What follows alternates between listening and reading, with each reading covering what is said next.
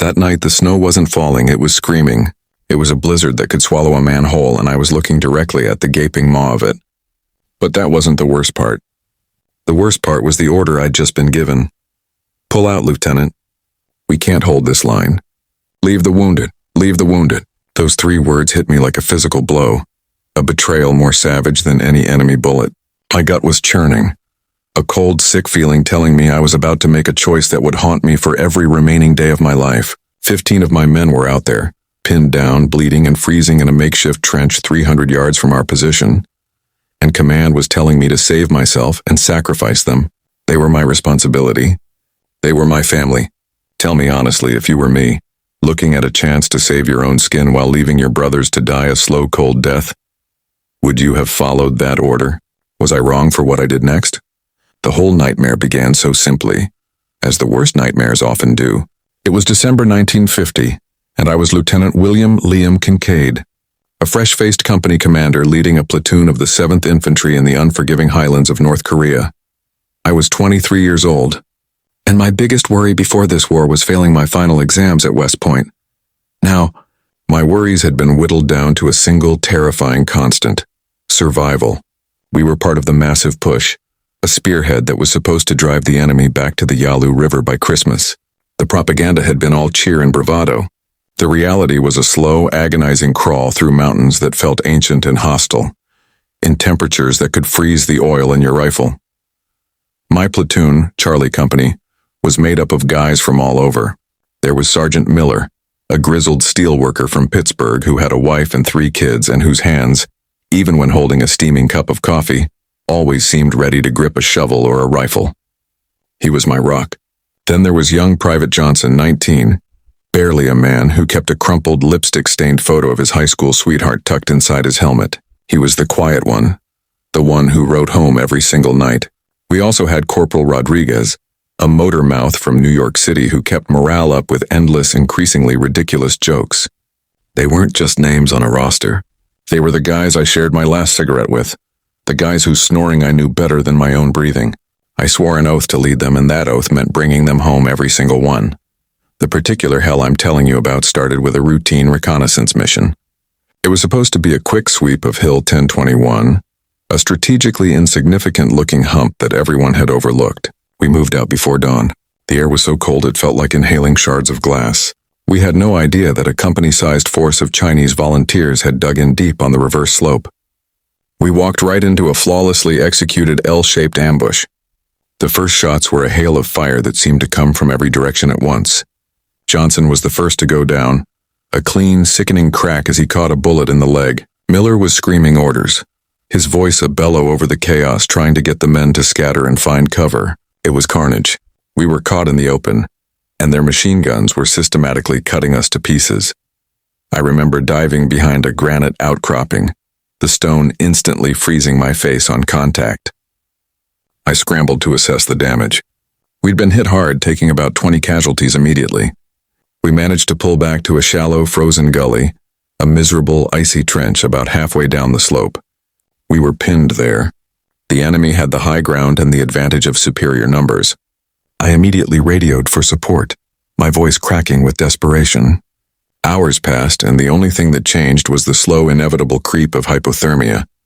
The snow started then, a light dusting at first, but within an hour it was a blinding, swirling tempest. The visibility dropped to near zero. It was a blessing and a curse. It gave us a chance to breathe, but it also cut us off from the world. By the time the sun set, which felt like only an hour after it had risen, the real enemy arrived. The cold. It was plunging toward 40 below zero. We had 15 men wounded, including Johnson, whose leg was bleeding through 2 layers of makeshift bandage. They were shivering uncontrollably, their lips blue, their pain meds long gone. We were rationing out our last 3 tins of beans, and what little water hadn't already turned to ice. Our position was untenable. The enemy would either overrun us at first light or the cold would kill us all before then. I kept sending out distress calls, pleading for a medevac or a relief column. Around 0200 hours, I finally got a crackling response. It wasn't the relief column I'd prayed for. It was Colonel Davis, the battalion commander, his voice tight and strained over the static. He laid it out flat. "Liam, there's a major offensive opening up 10 clicks south. We're diverting all available manpower. We can't reach your position. The storm has closed the air corridor. You're too exposed. You need to break contact now and move south to the rally point. We'll hold the line there." My heart sank into my boots. I looked at Miller, who was hunched over Johnson, trying to warm the boy with his own body heat. I knew what the colonel meant even before he said the final brutal words. "What about the wounded, Colonel?" I asked, my voice barely a whisper. There was a pause, a long, deafening silence that spoke volumes. Then the order, "Pull out, Lieutenant. We can't hold this line. Leave the wounded. Any attempt to move them will slow you down and compromise the position of the main force. It's a hard choice, son, but it's the right choice for the greater good." He repeated it, an order that was supposed to be an absolution, but it felt like a damnation. He was telling me to choose between survival and my humanity. He was telling me to look my men in the eye and tell them I was abandoning them to a slow, freezing death. I remember staring at my hand, gripping the radio mic, seeing my knuckles white and thinking, they gave me that order because they thought I was just a young officer who would follow protocol. They didn't understand the depth of the bond I had with these men. They didn't understand that when you fight, freeze, and bleed alongside a man, he stops being a soldier and becomes your brother. The military manual be damned. I switched off the radio without responding. I wasn't just disobeying an order. I was declaring a war of my own against a blizzard, against the enemy, and against my own command. I crawled back to Miller. The wind howled so loud it sounded like a demonic chorus. "Miller," I whispered, "the order is to pull out. Leave the wounded." He looked at me, his eyes wide and vacant for a second, then a familiar cold resolve hardened his gaze. "And," he asked, his voice rough. "And we're not doing it," I said, a wave of profound certainty washing over me. "We're moving them." Miller just nodded, a small weary smile touching his lips. He didn't question me, didn't argue the military logic. He just understood the moral one. We gathered the 6 least wounded men we had left, the walking wounded, the men with minor shrapnel or superficial cuts. We were 7 able-bodied men, and we had to move 15 severely wounded men, one of whom couldn't walk, 3 who were drifting in and out of consciousness, and all of whom were rapidly succumbing to the cold. The first few hours were sheer physical torture. We fashioned crude litters out of stretchers, rifle slings, and snapped-off branches. We had to move in agonizing slow motion, sometimes taking 20 minutes just to cover 50 feet. The snow was already waist-deep in the drifts, and it was relentless. Every step was a battle against the wind trying to shove you back and the fear trying to make you run faster. We were moving across open ground toward a supposedly defensible ravine 3 kilometers away, our only hope of shelter. Every time a burst of enemy fire raked the darkness near us, they were probing, not a full assault. We had to drop the litters and flatten ourselves in the snow. I could hear the pained gasps of the men we were carrying, and it was like a knife twisting in my heart. We had to make choices constantly. Do we leave this man here for a moment and risk him freezing? Or do we risk his life by moving him over this icy patch? Do we burn our last emergency flares for warmth and risk giving away our position? Or do we risk losing a man to hypothermia? I felt the weight of every single life pressing down on me. I thought of Miller's wife, Johnson's sweetheart, Rodriguez's jokes, each one a small universe I was trying to preserve.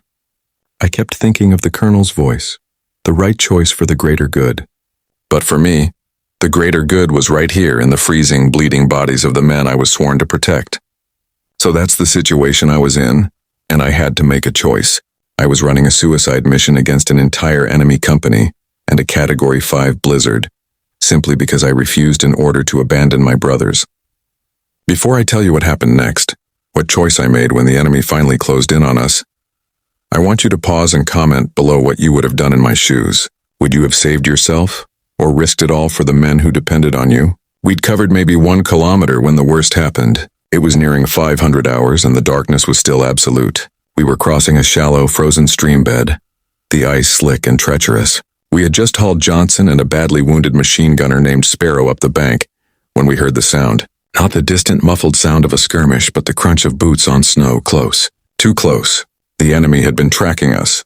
In the blinding snow and wind, they hadn't seen us, but they were definitely nearby, sweeping the area. I dropped flat and signaled Miller. We froze. The sounds grew louder. A patrol of about 10 men, speaking in low, clipped voices. They were going to walk right into us. My mind raced. A firefight would be disastrous. We couldn't afford to fight while managing the wounded. The noise would bring the rest of their company down on us. My heart was pounding so hard I thought the enemy would hear it. There was only one option, a reckless, desperate gamble. I took a deep breath, drew my sidearm, and whispered the order to Miller. Hold the line. Get everyone as quiet as possible. If they spot us, open fire on my signal. I'm going to try to draw them off. Miller's eyes were wide with fear, but he just gave a curt nod. I moved, not away from the enemy, but toward them, crawling on my stomach through the snow, using the low brush as cover. When I was about 30 feet away, close enough to hear their chatter clearly, I did the craziest thing I'd ever done. I deliberately kicked a small, loose pile of rocks with my boot. The sound, amplified by the silence of the snow, was sharp and distinct. The chatter stopped. I heard one of them bark a command. I fired 2 quick, loud shots from my pistol into the darkness, not aiming at them, but far off to their flank towards a thick patch of trees. Then I began to run, full out, crashing through the brush, making as much noise as humanly possible, trying to sound like a lone, retreating scout. The response was immediate. They opened fire on the source of the noise, a barrage of automatic rifle fire tearing into the trees where I'd shot. I ran for my life, a single man against a 10-man patrol, praying that in the chaos of the storm they wouldn't realize they were chasing a decoy. I kept running until I couldn't breathe, until the sound of their pursuit began to fade behind me. I finally collapsed behind a large boulder, my lungs burning, my entire body shaking, not just from the cold but from the adrenaline. I stayed there for 20 minutes listening to the silence return, broken only by the shriek of the wind. I had done it. I had pulled them away. I had to circle back through a tortuous route to avoid them doubling back. It took me another hour to find my men. Miller was waiting, his rifle pointed toward the darkness, his face a pale mask of anxiety. When he saw me, the relief in his eyes was palpable. "Lieutenant, I thought you were gone," he gasped. "Me too, Miller. Me too," I replied, my voice a ragged whisper. We used the next 3 hours, the period of maximum cold and darkness, to make the final push. The men, despite their wounds, somehow found a deeper reserve of strength. They knew we were close to that ravine, and they were fighting for that small sliver of hope. We finally stumbled into the ravine just as the first gray light of dawn began to paint the eastern sky. It wasn't much, just a deep cut in the earth, offering a small respite from the wind and a little overhead cover. We immediately started building snow walls, tending to the wounded, and distributing the last of our meager supplies. We had made it through the 15 hours of hell, all 22 of us. We had defied the enemy, the storm, and the order from our own command. The aftermath, though, was far from over. We were safe for now, but still cut off. I radioed the colonel again, telling him exactly where we were and that we had all the men. His initial response was a long silence, followed by a torrent of controlled rage. He tore into me for disobeying a direct order, for jeopardizing the entire company, and for what he called sentimental folly. He promised me a general court-martial for my actions. But as he spoke, I heard a new urgent note in his voice, one of reluctant respect. He was angry, yes, but he knew what I had achieved was nothing short of miraculous. He ended the call by saying, "Hold that position, Lieutenant. We'll try to reach you by nightfall. And Kincaid, don't you move an inch." We spent the next day huddled in that trench, the silence broken only by the wind and the moans of the wounded. Morale was low, but not broken. We were alive. When the rescue column finally arrived just before midnight, led by a surprisingly grim-faced Colonel Davis, the reunion was not one of cheers, but of quiet, exhausted relief. The colonel walked right up to me, his eyes hard. "You disobeyed a direct order, Lieutenant," he stated flatly. Then he looked past me to the wounded being loaded onto the sleds, and his voice softened, almost to a whisper. "But you saved 22 men, every single one of them. I can't look a man in the eye and court-martial him for saving his own. You're getting a commendation for this, son, but don't you ever do anything like this again." He didn't understand the depth of my action, but he recognized its necessity. I was never court-martialed. I was decorated, in fact, for courage and leadership under fire. But the true reward wasn't the medal. It was standing on the deck of a hospital ship a week later, looking down at Private Johnson awake and smiling, his leg in a cast, and hearing him say, "Thank you, Lieutenant." I thought I was a goner. It was the look in Sergeant Miller's eyes, A look of fierce, unspoken loyalty that I knew would last a lifetime. I had chosen my men over protocol, humanity over military logic, and I would make that choice again every single time. The mountains of Korea taught me a lesson the academies never could. True leadership isn't about following orders. It's about following your conscience. What I did was risky, reckless, and insubordinate, but it was the only way I could live with myself. That's the real untold story of those 15 hours of hell. Not just the men who refused to leave their brothers behind, but the man who was ordered to leave them and refused. It was the hardest decision of my life, but in the end it was the easiest one. If you were moved by this story, if you believe that a man's bond with his brothers is stronger than any military order, please, like this video right now. Subscribe for more stories like this from the hidden corners of history.